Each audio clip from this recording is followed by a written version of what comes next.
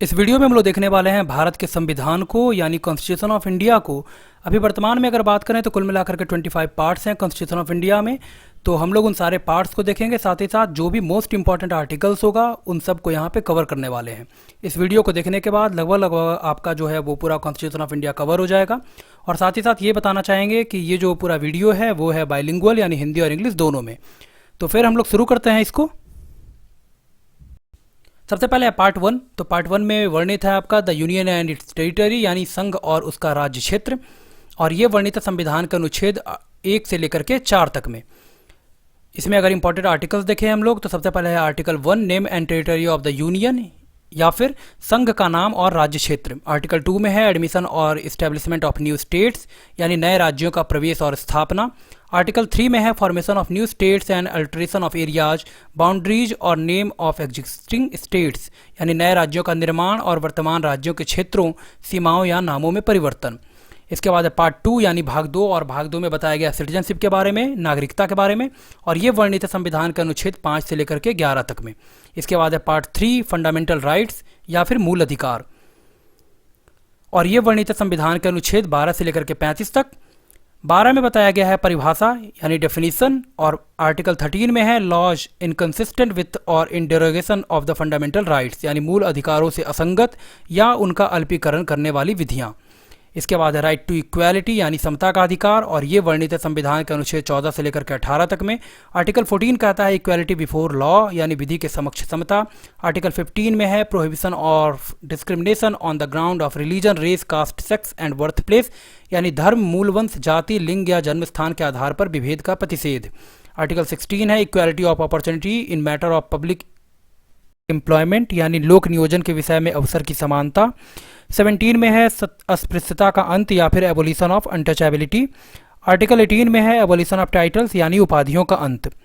इसके बाद आता है आपका राइट टू फ्रीडम। आर्टिकल 19 से लेकर के 22 तक में स्वतंत्र अधिकार इसको बोला गया। 19 में है protection of certain rights regarding freedom of speech etc यानी वाक स्वातंत्र आदि विषयक कुछ अधिकारों का संरक्षण। आर्टिकल 20 में है protection in respect of conviction for offences यानी अपराधों के लिए दोष सिद्धि के संबंध में संरक्षण। आर्टिकल 21 में है protection of life and personal liberty यानी प्राण और दैहिक स्वतंत्रता का संरक्षण। 21A है राइट टू एजुकेशन और यानी शिक्षा का अधिकार, और आर्टिकल 22 में है आपका protection against arrest and detention in certain cases यानी कुछ दशाओं में गिरफ्तारी और निरोध से संरक्षण। इसके बाद आता है राइट अगेंस्ट एक्सप्लॉयटेशन शोषण के विरुद्ध अधिकार, और ये वर्णित है संविधान के अनुच्छेद 23 और 24 में। आर्टिकल 23 कहता है prohibition of traffic in human being and forced labour यानी मानव के दुर्व्यापार और बलात्श्रम का प्रतिषेध, और आर्टिकल 24 में वर्णित है prohibition of employment of children in factories यानी कारखानों आदि में बालकों के नियोजन का प्रतिषेध। नेक्स्ट है इसके बाद right to freedom of religion, और ये वर्णित है संविधान के अनुच्छेद 25 से लेकर के 28 तक में। इसको हिंदी में बोला जाता है धर्म की स्वतंत्रता का अधिकार। आर्टिकल 25 की बात करें तो ये बताता है freedom of conscience and free propagation practice and profession of religion यानी अंतःकरण की और धर्म के अबाध रूप से मानने, आचरण और प्रचार करने की स्वतंत्रता। 26 में है freedom to manage religious affairs यानी धार्मिक कार्यों के प्रबंध की स्वतंत्रता। आर्टिकल 27 में है freedom as to payment of taxes of promotion of any particular religion यानी किसी विशिष्ट धर्म के अभिवृद्धि के लिए करों के संदाय के बारे में स्वतंत्रता। आर्टिकल 28 है freedom as to attendance at religious instruction or religious worship in certain educational institution यानी कुछ शिक्षा संस्थानों में धार्मिक शिक्षा या धार्मिक उपासना में उपस्थित होने के बारे में स्वतंत्रता। नेक्स्ट है इसके बाद कल्चरल एंड एजुकेशनल राइट, और ये वर्णित है अनुच्छेद 29-30 में। 29 बोलता है protection of interest of minorities यानी अल्पसंख्यक वर्गों के हितों का संरक्षण, और 30 बताता है right of minority to establish and administer educational institution यानी शिक्षा संस्थाओं की स्थापना और प्रशासन करने का अल्पसंख्यक वर्गों को अधिकार। इसके बाद 31 है saving of certain laws. Article 31 में वर्णित है ये, और इसका हिंदी में बोला जाता है इसको कुछ विधियों की व्यावृत्ति। नेक्स्ट इसके बाद है राइट टू कॉन्स्टिट्यूशनल रेमेडीज यानी संवैधानिक उपचारों का अधिकार, और ये वर्णित है संविधान के अनुच्छेद 32 से लेकर के 35 तक। 32 बताता है remedies for enforcement of rights conferred by this part, यानी इस भाग द्वारा प्रदत्त अधिकारों को प्रवर्तित कराने के लिए उपचार। 33 में है power of parliament to modify the rights conferred by this part in their application to forces, यानी इस भाग द्वारा प्रदत्त अधिकारों का बलों आदि का लागू होने में उपांतरण करने की संसद की शक्ति। 34 है restriction on rights conferred by this part while martial law is enforced in any area, यानी जब किसी क्षेत्र में सेना विधि प्रवृत्त है तब इस भाग द्वारा प्रदत्त अधिकारों पर निर्बंधन। 35 बताता है legislation to give effect to the provisions of this part, यानी इस भाग के उपबंधों को प्रभावी करने के लिए विधान। इसके बाद है आपका पार्ट 4 में है directive principle of state policy, यानी राज्य के नीति निर्देशक तत्व, और ये वर्णित है संविधान के अनुच्छेद 36 से लेकर के 51 तक में। अब देखते हैं एक एक आर्टिकल को। तो आर्टिकल 36 बताता है डेफिनीशन यानी परिभाषा। 37 में है application of principle content in this part, यानी इस भाग में अंतर्विष्ट तत्वों का लागू होना। 38 है state to secure a social order for the promotion of welfare of the people, यानी राज्य लोक कल्याण की अभिवृद्धि के लिए सामाजिक व्यवस्था बनाएगा। 39 में है certain principle of policy to be followed by the state, यानी राज्य द्वारा अनुसरणीय कुछ नीति तत्व।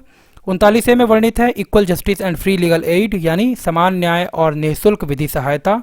40 में है ऑर्गेनाइजेशन ऑफ विलेज पंचायत, यानी ग्राम पंचायतों का गठन। 41 में है right to work to education and to public assistance in certain cases, यानी कुछ दशाओं में काम, शिक्षा और लोक सहायता पाने का अधिकार। और 42 बताता है provision for just and human condition of work and maternity relief, यानी काम की न्यायसंगत और मानवोचित दशाओं का तथा प्रसूति सहायता का उपबंध। इसके बाद है आर्टिकल 43 बताता है giving wage ETC for workers, कर्मकारों के लिए निर्वाह मजदूरी आदि। 43A में वर्णित है participation of workers in management of industries, यानी उद्योगों के प्रबंधन में कर्मकारों का भाग लेना। 43B है प्रमोशन ऑफ कोऑपरेटिव सोसाइटी, यानी सहकारी सोसाइटियों का संवर्धन। 44 है uniform civil code for the citizens, यानी नागरिकों के लिए एक समान सिविल संहिता। 45 है provision for early childhood care and education to children below the age of 6 year, 6 साल से कम आयु के बालकों के लिए प्रारंभिक बाल्यावस्था देखरेख और शिक्षा का उपबंध। 46 है promotion of educational and economic interest of SC ST and other weaker section, यानी अनुसूचित जातियों, अनुसूचित जनजातियों और अन्य दुर्बल वर्गों की शिक्षा और अर्थ संबंधी हितों की अभिवृद्धि। 47 है duty of state to raise the level of nutrition and the standard of living and to improve public health, पोषाहार स्तर और जीवन स्तर को ऊंचा करने तथा लोक स्वास्थ्य का सुधार करने का राज्य का कर्तव्य।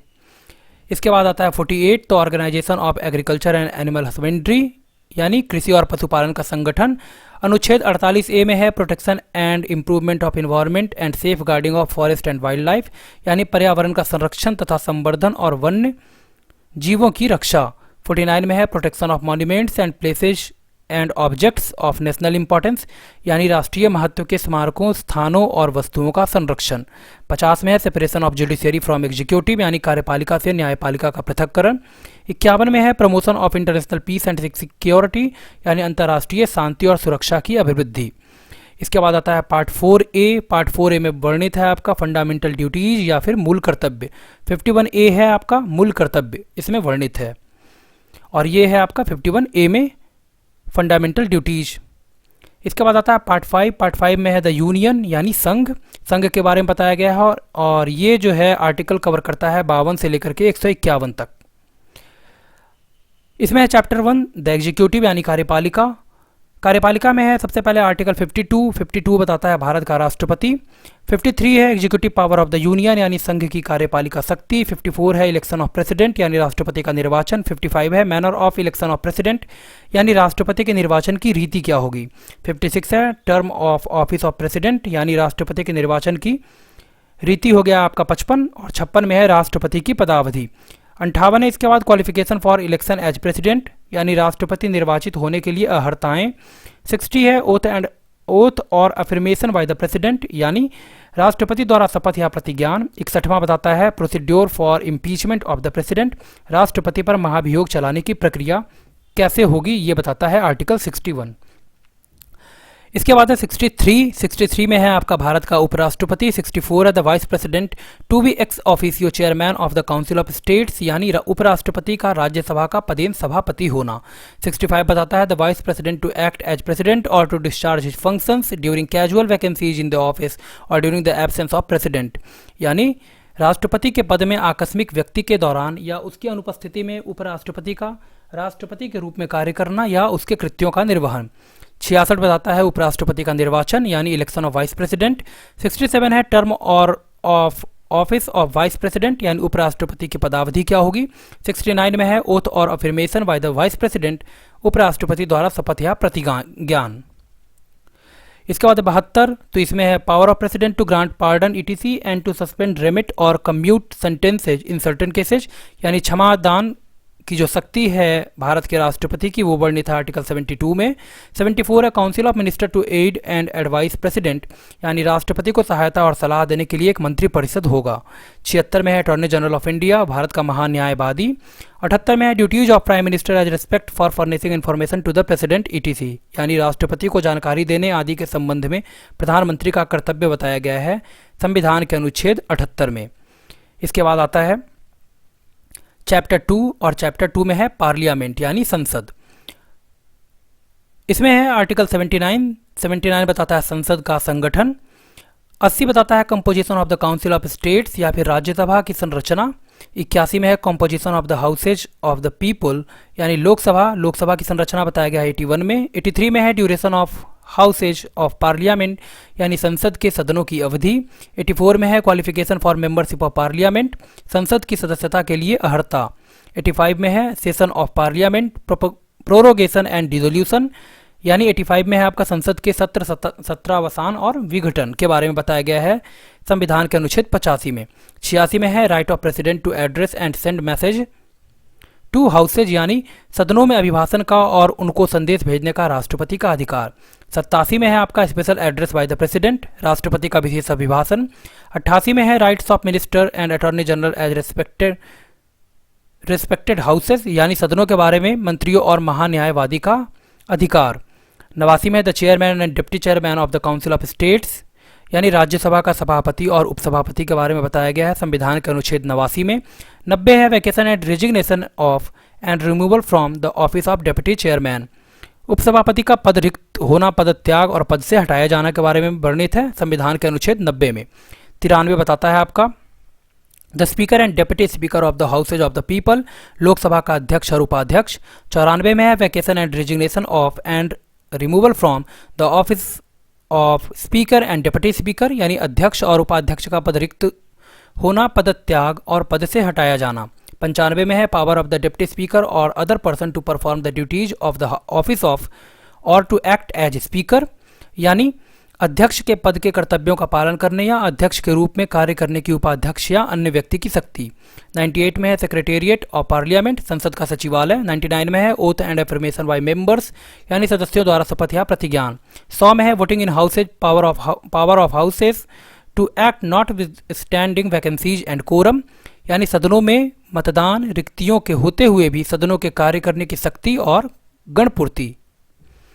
इसके बाद है 102 में है डिस्क्वालिफिकेशन फॉर मेंबरशिप, सदस्यता के लिए निरर्हताएं। 105 में है power privileges etc of the houses of parliament and of other members and committees thereof, यानी संसद के सदनों की तथा उनके सदस्यों और समितियों की शक्तियां, विशेषाधिकार। 106 में है salaries and allowances of member, सदस्यों के वेतन और भत्ते। 107 में है provisions as to introduction and passing of bills, विधेयकों के पूरा स्थापन और पारित किए जाने के संबंध में उपबंध। 108 में joint sitting of both houses in certain cases, कुछ दशाओं में दोनों सदनों की संयुक्त बैठक। Special procedure in respect of money bills, ये है 109 में। धन विधेयकों के संबंध में विशेष प्रक्रिया। डेफिनेशन ऑफ मनी बिल दिया गया है 110 में, धन विधेयक की परिभाषा 110 में। एसेंट टू बिल है 111 में, विधेयकों पर अनुमति बताता है ये। 112 में है एनुअल फाइनेंशियल स्टेटमेंट, यानी वार्षिक वित्तीय विवरण। 113 में है procedure in parliament with respect to estimates, संसद के प्राक्कलनों के संबंध में प्रक्रिया 113 में बताया गया। 114 में है अप्रोप्रिएशन बिल, विनियोग विधेयक। 115 में है सप्लीमेंट्री एडिशन और एसेस ऑफ ग्रांट्स, यानी अनुपूरक अतिरिक्त या अधिक अनुदान। 116 में है votes on account, votes of credit and exceptional grants, यानी लेखानुदान, प्रत्यानुदान और अपवादानुदान, ये सब है 116 में वर्णित। इसके बाद आता है 117 में special provisions as to financial bill, वित्त विधेयक के बारे में विशेष अनुबंध। 118 में है रूल्स ऑफ प्रोसीड्योर, प्रक्रिया के नियम। 119 में है regulation by law of procedure in parliament in relation to financial business, यानी संसद में वित्तीय कार्य संबंधी प्रक्रिया का विधि द्वारा विनियमन। 120 में है language to be used in parliament, संसद में प्रयोग की जाने वाली भाषा। 121 में है restrictions on discussion in parliament, संसद में चर्चा पर निर्बंधन। 122 में है court not to inquire into proceeding of parliament, न्यायालयों द्वारा संसद की कार्यवाहियों की जांच न किया जाना, ये वर्णित है संविधान के अनुच्छेद 122 में। इसके बाद है आपका chapter 3 legislative power of the president. इसमें है 123 power of president to promulgate ordinances during recess of parliament, संसद के विश्रांति काल में अध्यादेश प्रख्यापित करने की राष्ट्रपति की शक्ति। इसके बाद chapter 4 the union judiciary. Article 124 establishment and constitution of supreme court, उच्चतम न्यायालय की स्थापना और गठन। 125 में सैलरीज ईटीसी ऑफ जजेज, न्यायाधीशों के वेतन आदि। 126 में है appointment of active chief justice, यानी कार्यकारी मुख्य न्यायमूर्ति की नियुक्ति। 127 में है अपॉइंटमेंट ऑफ एडहॉक जजेज, तदर्थ न्यायाधीशों की नियुक्ति 127 में। 128 में है अपॉइंटमेंट ऑफ रिटायर्ड जज at sitting of the supreme court, यानी उच्चतम न्यायालय की बैठकों में सेवानिवृत्त इस न्यायाधीशों की उपस्थिति। 129 में है supreme court to be a court of record, यानी उच्चतम न्यायालय जो होगा वो अभिलेख न्यायालय होगा।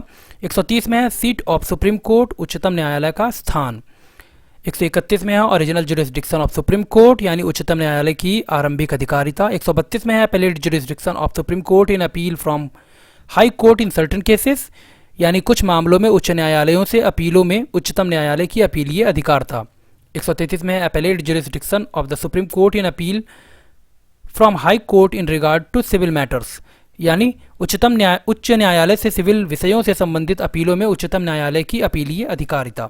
134 में है appellate jurisdiction of supreme court in appeal from high courts in regard to criminal matters, दांडिक विषयों में उच्चतम न्यायालय की अपीलीय अधिकारिता। 135 में jurisdiction and power of the federal court under existing law to be exercisable by the supreme court, यानी 135 में है विद्यमान विधि के अधीन फेडरल न्यायालय की अधिकारिता और शक्तियों का उच्चतम न्यायालय द्वारा प्रयोक्तव्य होना। 136 में special leave to appeal by the supreme court, अपील के लिए उच्चतम न्यायालय की विशेष इजाजत। 137 में है रिव्यू ऑफ जजमेंट्स और orders bye the supreme court, यानी निर्णय या आदेशों का उच्चतम न्यायालय द्वारा पुनर्विलोकन। इसके बाद 138 में है enlargement of the jurisdiction of the supreme court, यानी उच्चतम न्यायालय की अधिकारिता की वृद्धि। 140 में है ancillary power of the supreme court, vacancies and quorum, यानी उच्चतम न्यायालय की अनुसांगिक शक्तियाँ। 141 में है law declared by supreme court to be binding on all courts, यानी उच्चतम न्यायालय द्वारा घोषित विधि का सभी न्यायालयों पर आबद्ध कर होना।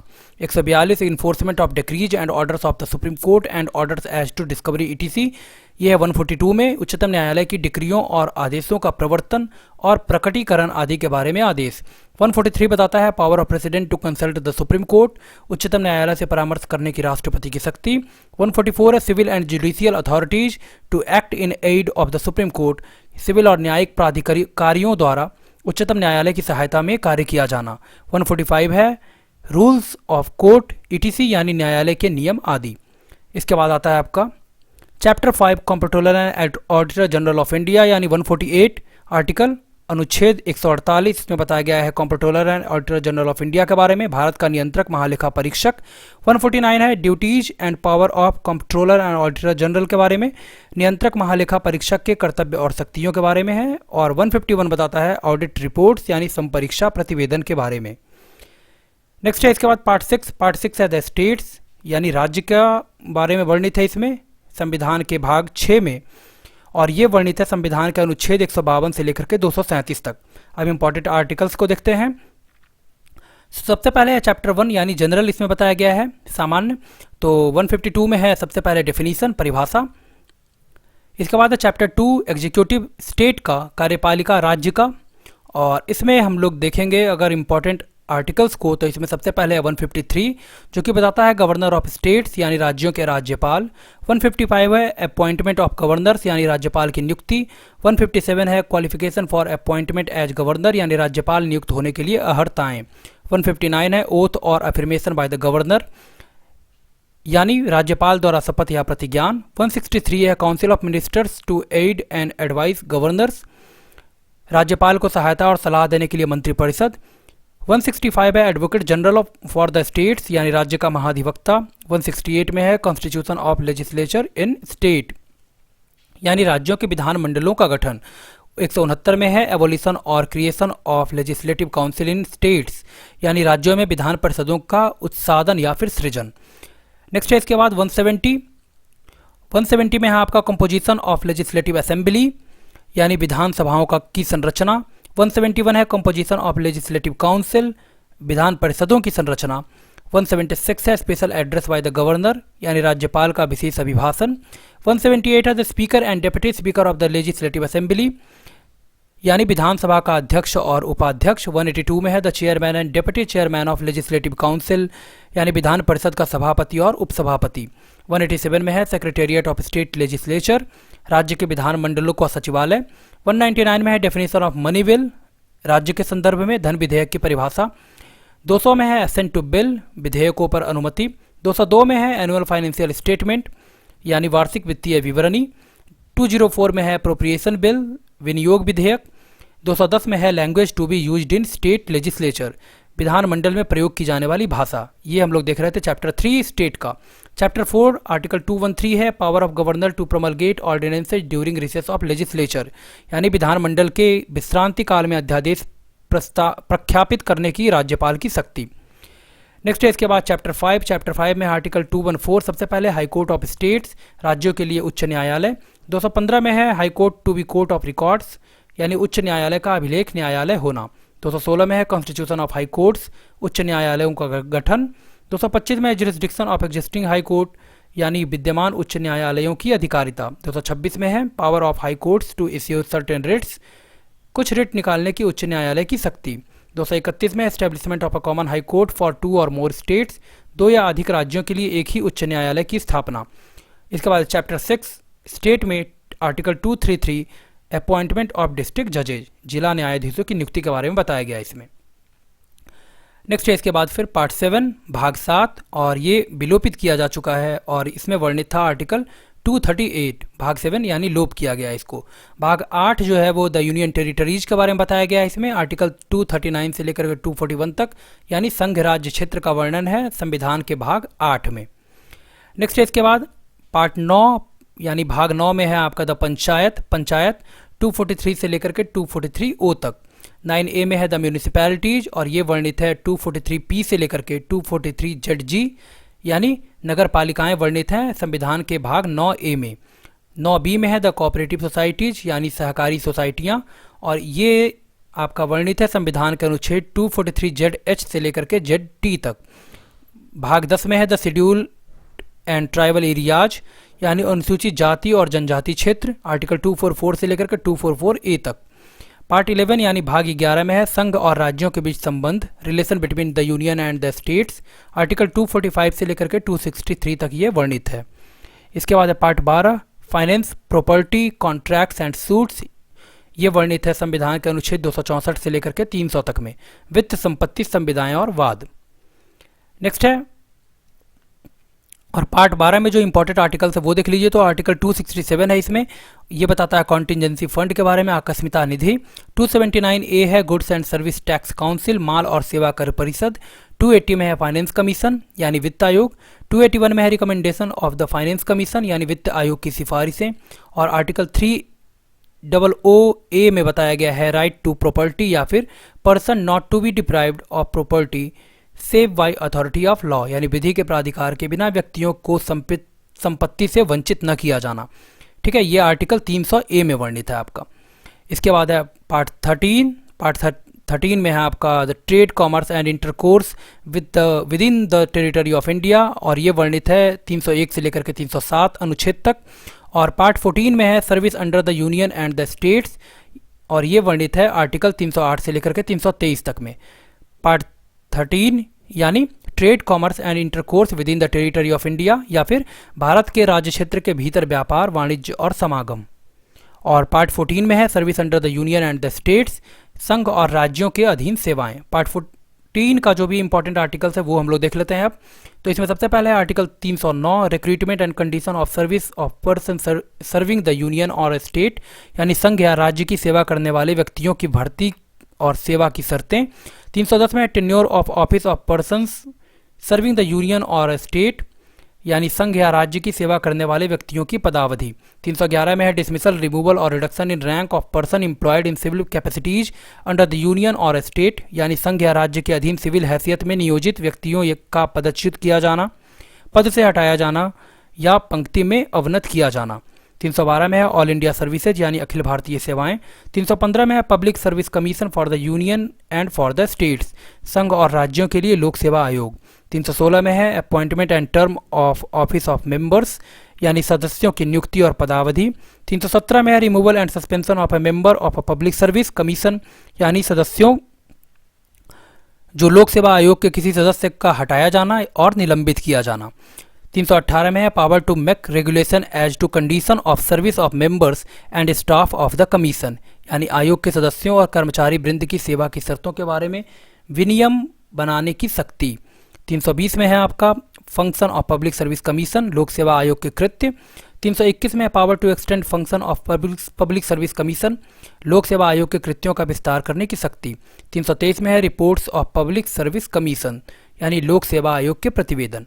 नेक्स्ट है पार्ट 14A, और इसमें बताया गया ट्राइब्यूनल्स यानी अधिकरण के बारे में, और ये वर्णित है 323A से लेकर के 323B तक। पार्ट 15 यानी भाग 15 में है निर्वाचन, और इसमें ये वर्णित है आपका आर्टिकल 324 से लेकर के 329 तक, और इसमें आपका इंपॉर्टेंट है article 324 superintendence direction and control of election to be vested in an election commission, यानी निर्वाचनों के अधीक्षण, निदेशन और नियंत्रण का निर्वाचन आयोग में निहित होना। भाग 16 यानी पार्ट 16 है special provisions for certain classes, और ये वर्णित है आर्टिकल 330 से लेकर के 342 तक, यानी कुछ वर्गों के विशेष संबंध में विशेष उपबंध, ये भाग 16 में वर्णित है। इसके बाद है पार्ट 17 ऑफिशियल लैंग्वेजेज, आर्टिकल 343 से लेकर के 351 तक, यानी भाषा के बारे में वर्णित है आपका संविधान के अनुच्छेद 343 से लेकर के 51 तक। 343 बताता है official language of the union, यानी संघ की राजभाषा। 345 बताता है राज्य की राजभाषा या फिर राजभाषाएं, ऑफिशियल लैंग्वेज और लैंग्वेजेज ऑफ ए स्टेट। 348 है language to be used in the supreme court and in the high courts and for acts bills etc, उच्चतम न्यायालय और उच्च न्यायालयों में और अधिनियमों में किस तरह की भाषा का यूज करना है वो आपको बताया गया है 348 में। 350A है, 350A में आपको इम्पॉर्टेंट है आपको facilities for instruction in mother tongue eight primary stage, यानी प्राथमिक स्तर पर मातृभाषा में शिक्षा की सुविधाएं। 351 बताया गया है directive for the development of the Hindi languages, यानी हिंदी भाषा के विकास के लिए निर्देश।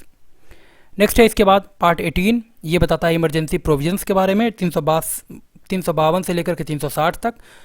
भाग 18 बताता है आपको आपात उपबंध, यानी पार्ट 18 इमरजेंसी प्रोविजंस या फिर आपात उपबंध, और अनुच्छेद 352 से 360 तक में ये वर्णित है।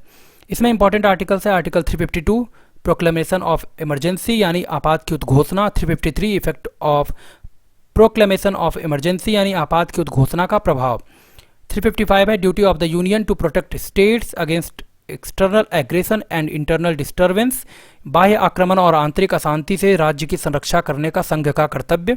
356 में है provisions in case of failure of constitutional machinery in states, यानी इसका मतलब हो गया राज्यों में संवैधानिक तंत्र के विफल हो जाने की दशा में उपबंध, और इसी को बुलाया जाता है प्रेसिडेंट रूल। 358 है suspension of provisions of article 19 during emergencies, आपात के दौरान अनुच्छेद 19 के उपबंधों का निलंबन। 359 है suspension of enforcement of the rights conferred by part 3, यानी फंडामेंटल राइट्स ड्यूरिंग इमरजेंसी, आपात के दौरान भाग 3 द्वारा प्रदत्त अधिकारों के प्रवर्तन का निलंबन। 360 है आपका provisions as to financial emergency, वित्तीय आपात के बारे में उपबंध। 19 है पार्ट यानी भाग 19 है मिसलेनियस यानी प्रकीर्ण, और ये वर्णित है 361 से लेकर के 367 तक। 20 में भाग 20 में बताया गया है अमेंडमेंट ऑफ द कॉन्स्टिट्यूशन, और ये वर्णित है संविधान के अनुच्छेद 368 में संविधान का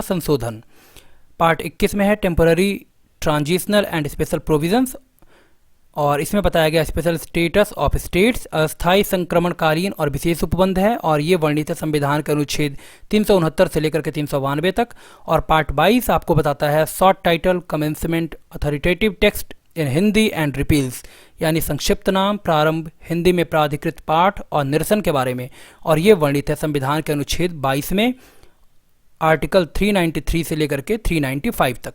तो दोस्तों ये हम लोगों ने देख लिया पूरा कॉन्स्टिट्यूशन ऑफ इंडिया, और इसमें हम लोगों ने देखा जो सबसे ज़्यादा इंपॉर्टेंट आर्टिकल्स हैं वो हमने यहाँ मेंशन किया है। तो इतना आपको निश्चित रूप से करके जाना चाहिए किसी भी कॉम्पिटिटिव एग्जाम के प्रिपरेशन के लिए।